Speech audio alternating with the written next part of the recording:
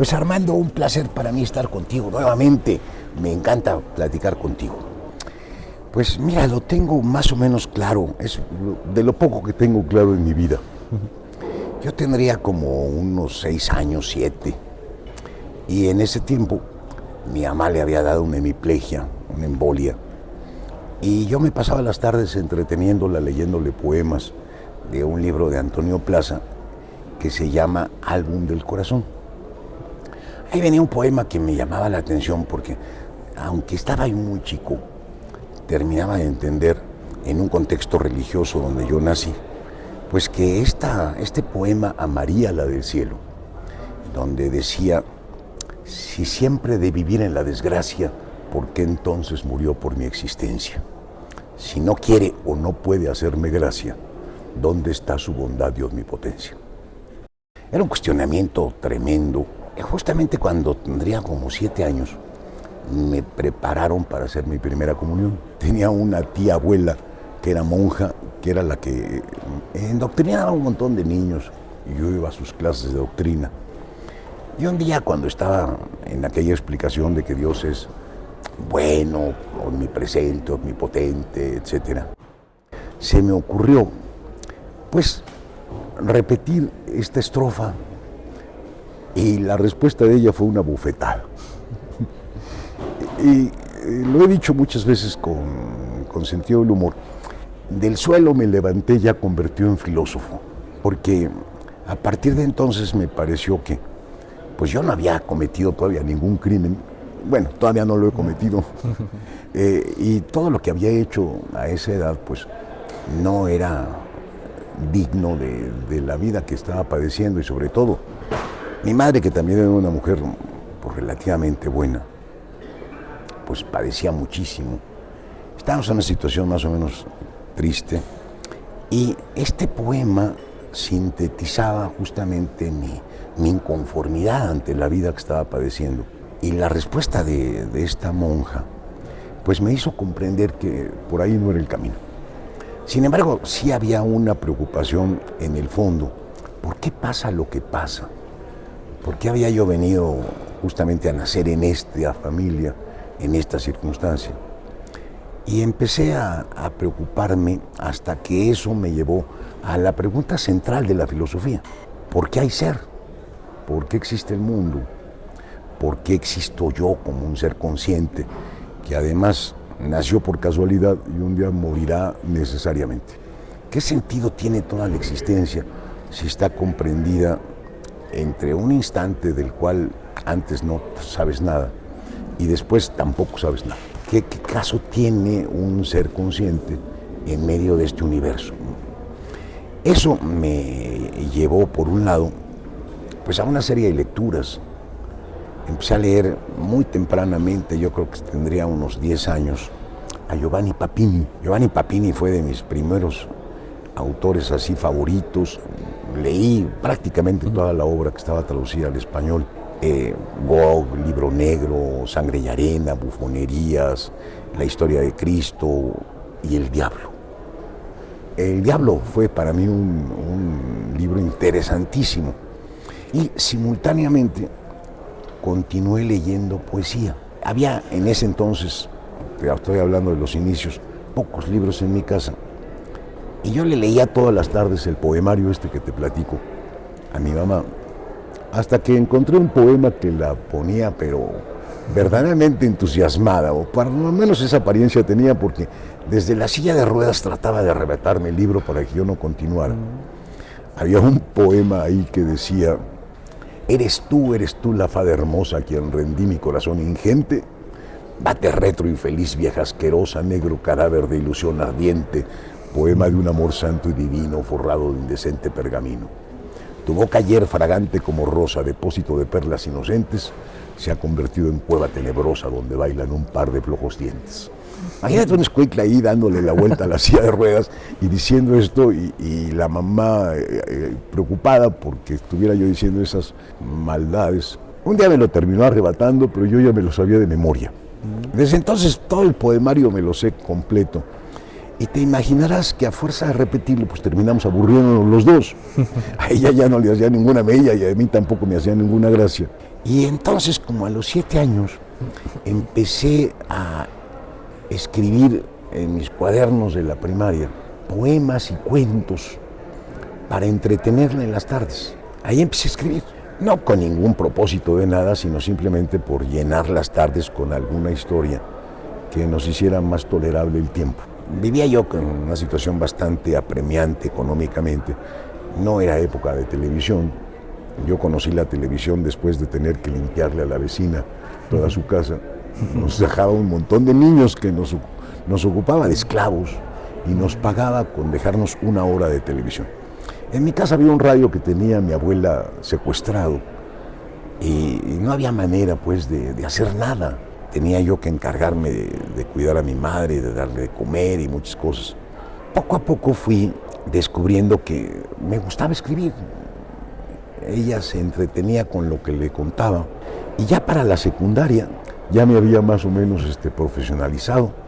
Entonces hacía acrósticos a la hora del recreo, que cambiaba por tortas o moneditas de 20 centavos a cambio de unos acrósticos. Creo que me convertí en una especie de Cyrano de Bergerac, marca libre, porque todo el mundo se quedaba con las muchachas y yo me quedaba con la torta, pero la torta de frijoles aseos y en cambio con las otras. Y siempre escribí. Luego vino una época en la que me preocupó más el asunto filosófico.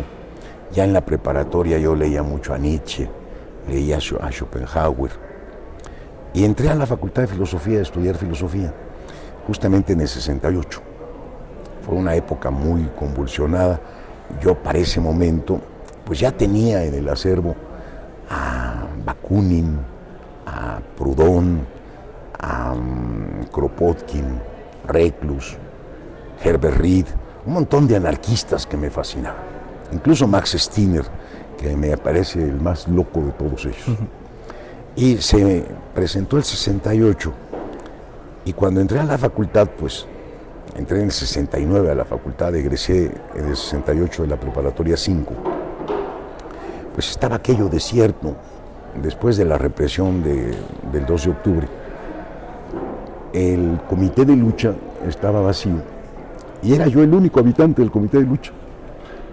Y ahí me mantuve hasta el 71, un poco haciendo pues actividad de colectas para mandarle a los presos políticos algún apoyo. Y me tocó incluso un enorme privilegio. Y después empezaron a sumar muchos compañeros y me tocó ser literalmente roommate Pepe Revueltas, de José Revueltas. Alguna vez que fue excarcelado de las Islas Marías, se fue a domiciliar a vivir ahí con nosotros. Yo me pasaba la noche ahí y él también. Y leíamos poemas y discutíamos. Y tengo así, pero la grandísima insignia de que una vez que estaban planteando si hacíamos paros escalonados o huelga para protestar por una golpiza que les habían dado ahí en Lecumberri a los presos políticos, yo estaba más radical que nunca y quería huelga total. Y cuando terminó la asamblea, donde había yo terminado ganando la votación, Pepe Revueltas me dijo: eres un izquierdista de mierda. Y yo le dije: me lo dice usted, maestro. Ahí pues fue una época en la que escribía poesía revolucionaria, leía los poemas de Mao Zedong, que a mí me incendiaban, porque había un poema que recuerdo que decía: la nuestra fue una juventud distinta, nuestra música era el sonar de los sables. Caramba, y mi música pues era canciones de protesta de la trova latinoamericana, y la verdad mi actividad política no era de sables, era andar boteando ahí en la colonia Lindavista, en la zona industrial, y siendo correteado de vez en cuando por las patrullas, pero no pasaba de ahí. Entonces yo me sentía muy mal. Fue una época muy loca, que terminó justamente en el 71 con los halcones, después del susto que me metieron y además del peligro que corría, porque estaban todos los comités de lucha de la universidad infiltrados por agentes y yo había sido de los participantes así más activos, pues me terminé escondiendo en mi penthouse proletario, o sea, en mi cuarto de azotea, donde vivía, y me encerré durante 8 meses, y ahí me pasaba leyendo. Todavía hoy, la angustia que sentí en ese tiempo, la revivo cada que leo los cronopios y los famas, las historias de cronopios y famas de Cortázar. No lo puedo leer sin que me provoque esa sensación de angustia que tuve en ese entonces, porque 8 meses encerrado, leyendo este libro para calmarme. Ya después salí y me empecé a portar bien. me separé de toda actividad política, me volví ayudante profesor de un filósofo español importante, Eduardo Nicol, que daba clases de metafísica, de ontología, y empecé a estudiar ya en serio filosofía. Con él terminé prácticamente por hacer todas las materias de mi maestría.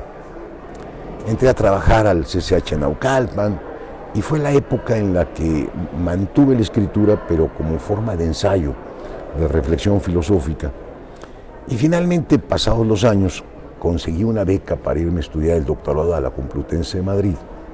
Me fui a España, me fui a Madrid, y ahí descubrí que, como dice Marcel Proust, había desperdiciado los mejores años de mi vida en una actividad que ni siquiera era de mi tipo.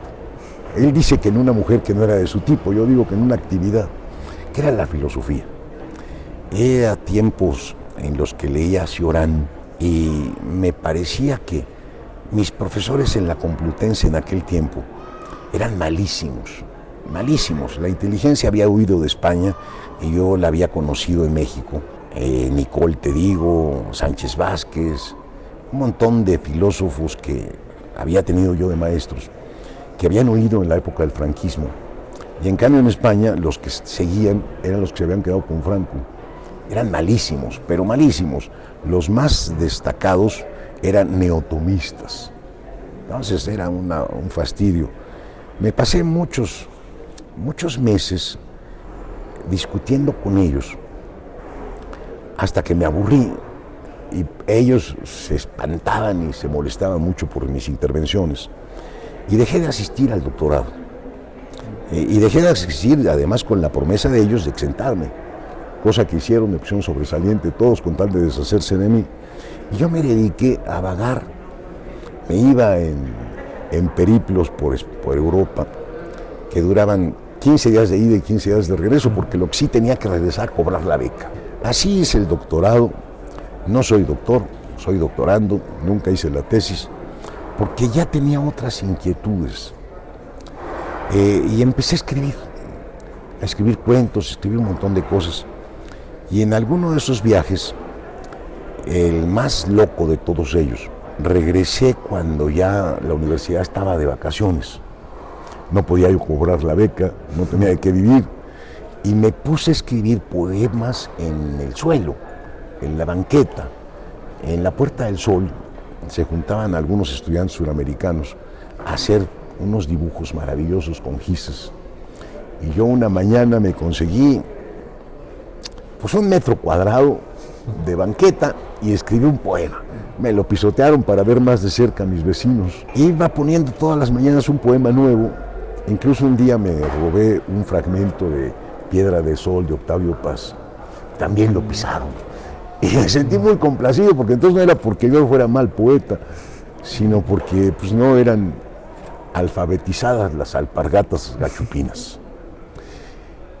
Pero en la inanición se me ocurrió lo que quizá fue el origen de mi carrera literaria ya en forma, que son el germen de las vocales malditas. Este libro de 5 cuentos donde cada uno es una sola vocal. Ahí, en la banqueta, escribí un poema solamente con A y con métrica octosilábica, un soneto que decía: nadará la gran dama ya tras la casa clara, nadará la larga para alzar la palabra, dará la galada cargada, atada a la garganta, atará cada planta la máscara naranja. Eran 14 versos. Y empezaron a tintinear las monedas en el piso. Y ahí también otra vuelta me levanté pensando que una buena forma de vivir sería dedicarme a la literatura. Regresé a México, volví a mis clases en la universidad y empecé a escribir las vocales. Y de entonces para acá ha sido una aventura de búsqueda en el lenguaje, un trabajar con el lenguaje, haciendo cuentos, haciendo novelas, haciendo ensayo filosófico. Ese es, digamos, a grandes rasgos el panorama de mi vida. Yo tenía una preocupación desde la adolescencia. Yo pensaba que había que buscar un vehículo formal que le garantizara a mis poemas, que era poeta en ese entonces, una garantía de eufonía, que sonaran bien. Y pensé en una cosa extraña, que todos habíamos iniciado en el mundo de la alfabetización con un estribillo de A, E, I, O, U, porque lo primero que nos enseñan en la escuela son las vocales. Entonces empecé a escribir poemas que eran Kakekikoku, bla bla bla bla bla, Carna, ¿qué quieres contestar cuando callas? Quema quizás corolas, cruzas quebrada. Eran Kakekikoku. Empecé a jugar con las vocales de muy joven y quizá por eso la obsesión me llevó a las vocales malditas. Descubrir que en el pequeño repertorio de palabras monovocálicas, el mundo de la A, había finalmente una cosa ahí extraña que parecía un pararrayo sonoro que atraía que todas las palabras que fluían para contar una historia con A eran el amor, amar. Esto lo confirmé porque muchos años después de escribir las vocales me encontré con un texto de Rubén Darío que también está escrito con A y también es un cuento amoroso. No me he encontrado otro ejercicio de este tipo con el resto de las vocales más que en mi caso, pero pensé que la letra E tenía como eje la palabra rebelde, que hacía un binomio maravilloso con jefe, y por eso es el cuento del hereje rebelde, es pues el máximo de los jefes, que es Dios, el jefe de tez perenne, y el rebelde pues es la serpiente en el Edén, y ahí salió. La I es imposible igual que la U porque el repertorio de palabras es muy escaso.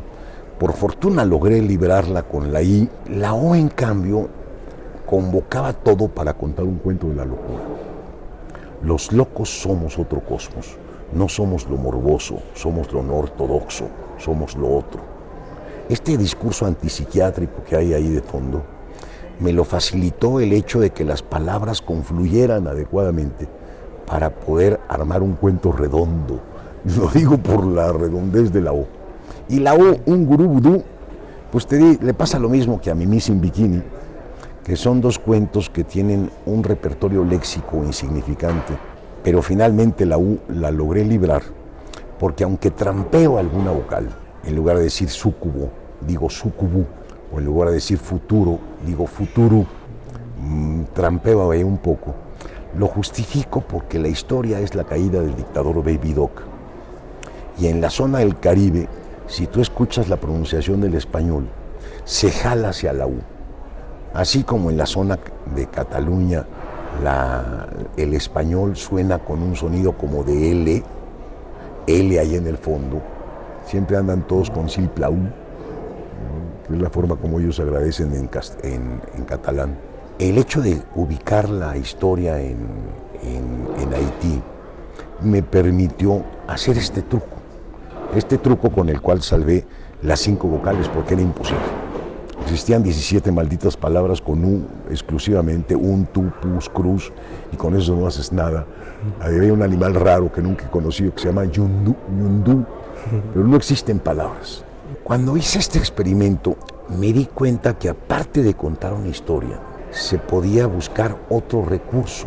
Y el trabajo siguiente que hice fue un trabajo periodístico que duró mucho tiempo, del cual salieron muchísimos libros. Salió Dios y juega los dados, La ciencia imaginaria, Ucronías, que finalmente he compilado en un solo volumen que se llama Instrucciones para destruir la realidad, que son un tipo de periodismo extraño en que por un lado Los contenidos me los da la imaginación, una imaginación delirante, y las formas me las da los géneros del periodismo. Reportaje, entrevista, artículo de fondo.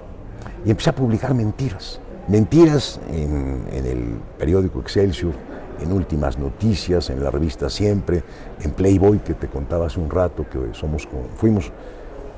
hemos tenido esa editorial en común. Tratar no solamente de contar una historia, sino de hacer que la veracidad se volviera verosimilitud. Y armé algunos escándalos notorios, de conmociones que se armaron porque parecían notas auténticas por todo lo que decía, pero sin embargo eran puros delirios. Una estación de radio que transmitía en la frecuencia de las ondas telepáticas, un termómetro que medía no los grados de la temperatura del cuerpo, sino los grados de erotismo en la pareja. Inventé ropa estampada en hologramas láser. Fue toda una época de hacer periodismo de mentiras.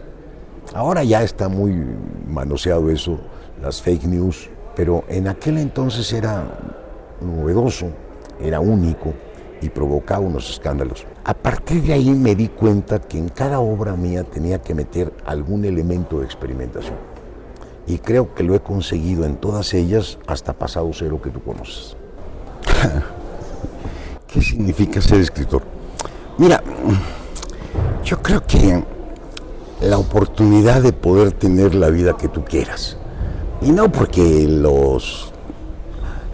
las regalías que te deje este oficio te permitan vivir como te lo mereces.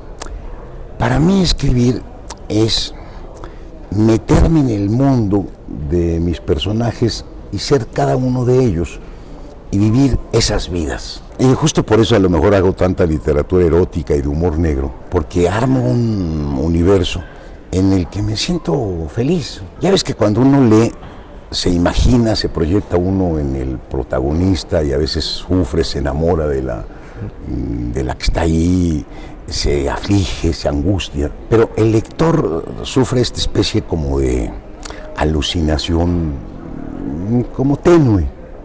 En cambio, cuando yo me sumerjo en la escritura, me meto en la historia, la tinta con la que voy escribiendo o las letras que van apareciendo en la pantalla tienen un poder de meterme un pasón y vivo lo que escribo.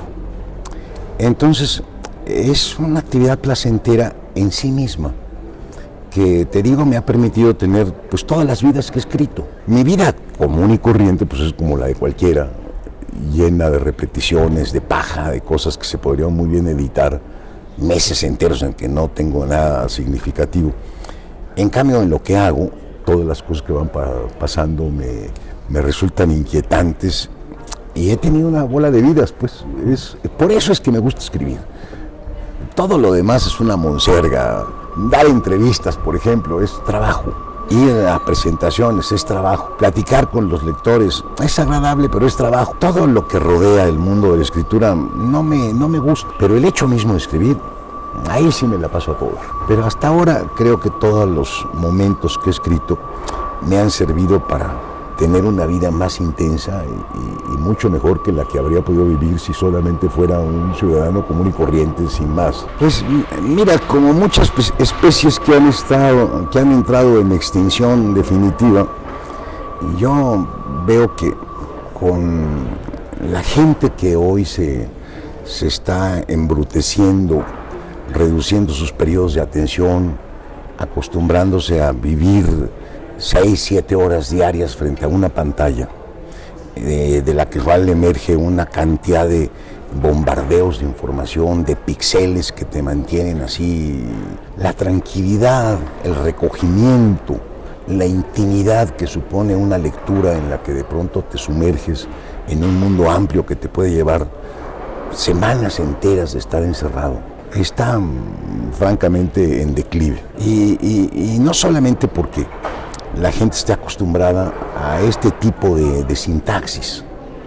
Ha habido un fenómeno muy interesante que se nota desde el surgimiento del cine. Cuando el cine nace allá a principios del siglo XX, las escenas, las tomas, duraban por razones técnicas 7 minutos. Esto lo puedes ver en películas como El acorazado Potokin o Iván el Terrible, de un cineasta ruso interesantísimo, Einstein. Son tomas que duran 7 minutos. Se acababa el rollo, cambiaban el rollo y ya podían hacer otro emplazamiento de cámara.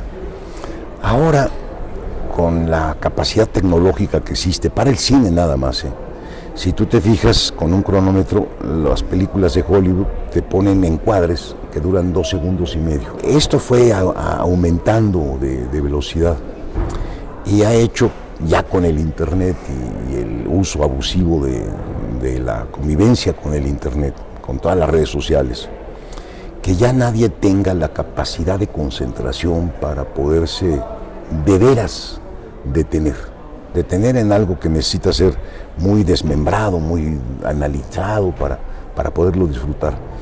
Está acostumbrado la gente a impactos muy breves y esto necesariamente lo lleva por la superficie.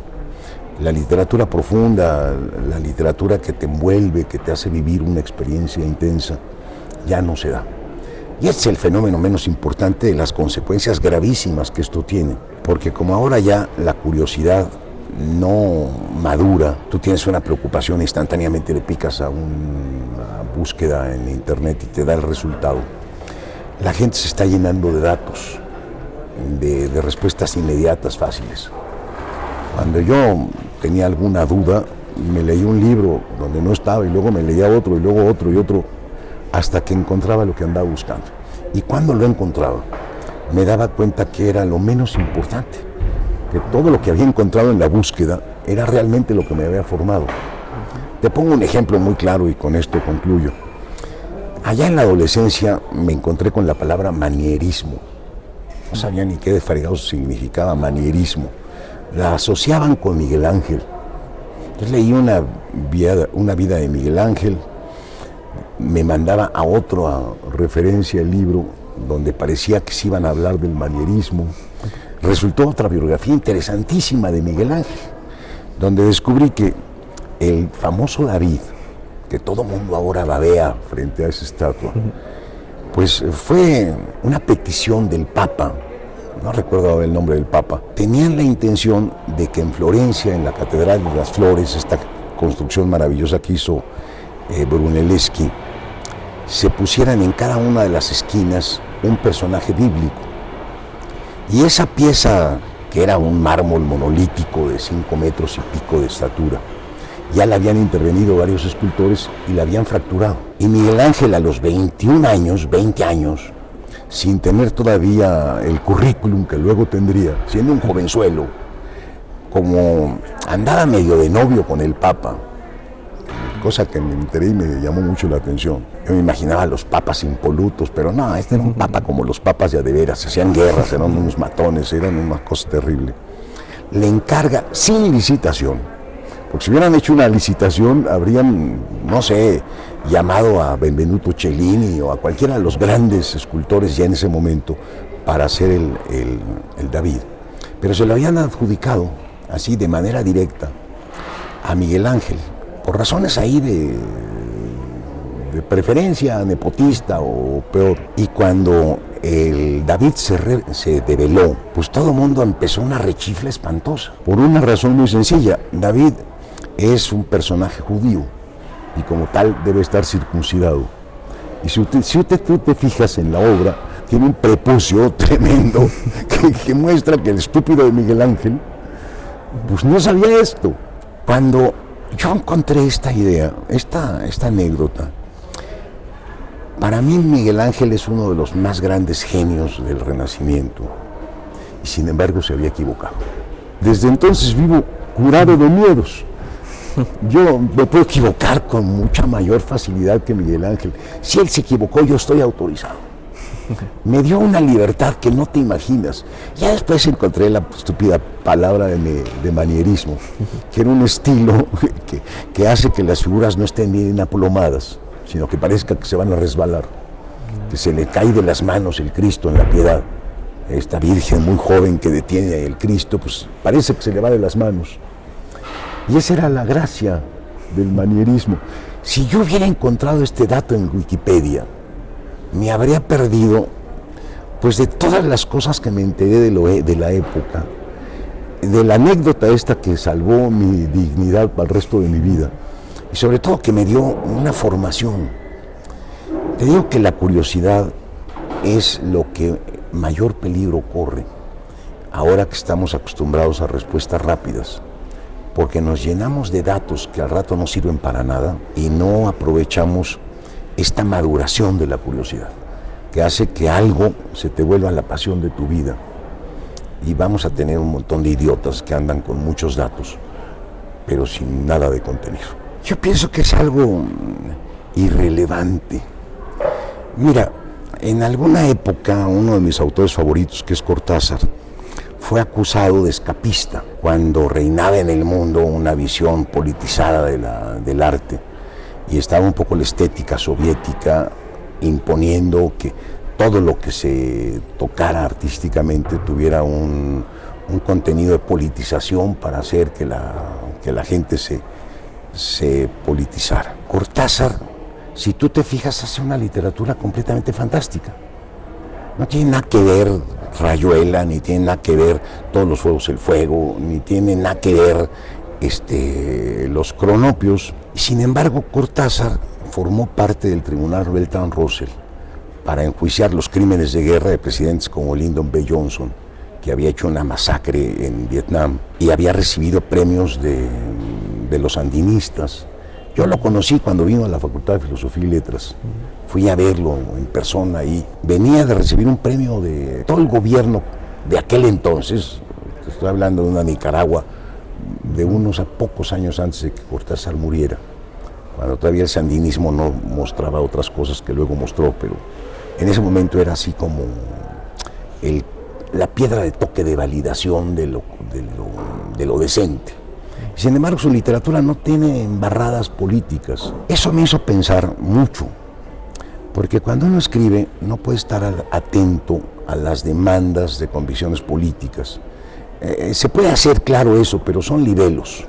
Son libelos como los que el mismo Cortázar hizo cuando, a través del cómic de Fantomas, publicó el informe de lo que había sancionado el tribunal Bertrand Russell y salió como un cómic.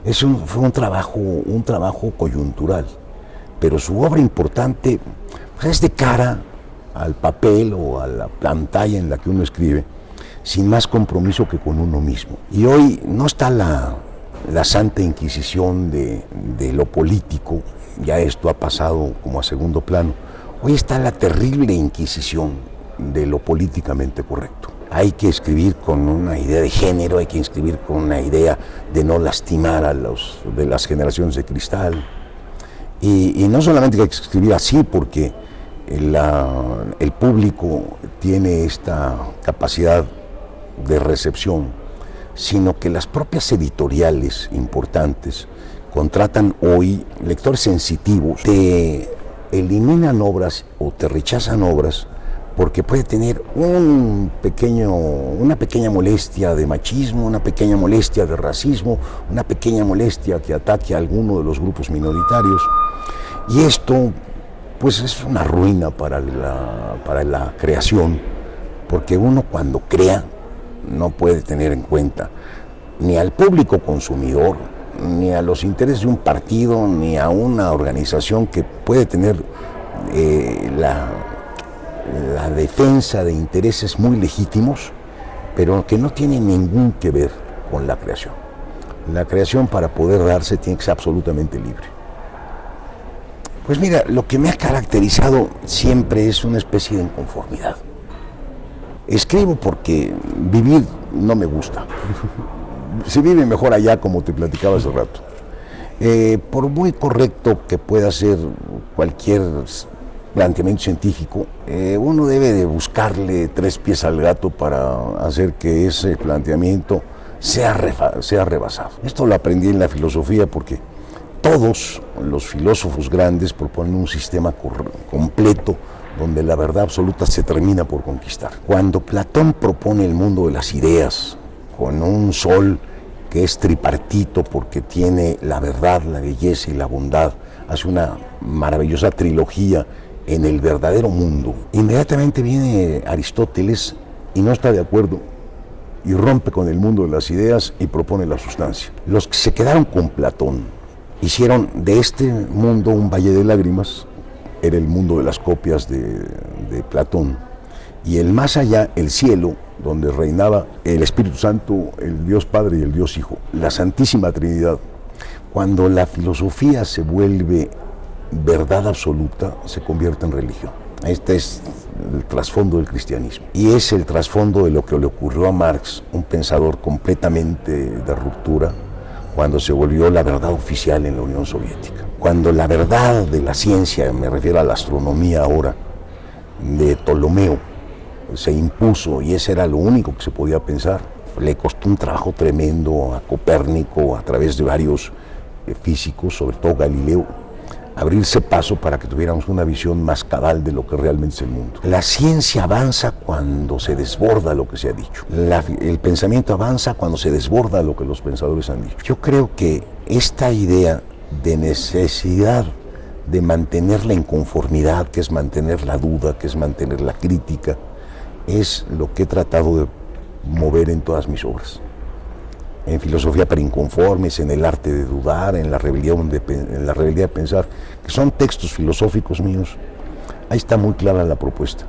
Y es la misma propuesta que aparece en mi obra narrativa, donde lo que busco no es complacer al lector, sino dejarlo intrigado, inquietado, un poco como preguntándose, ¿y de qué se trata?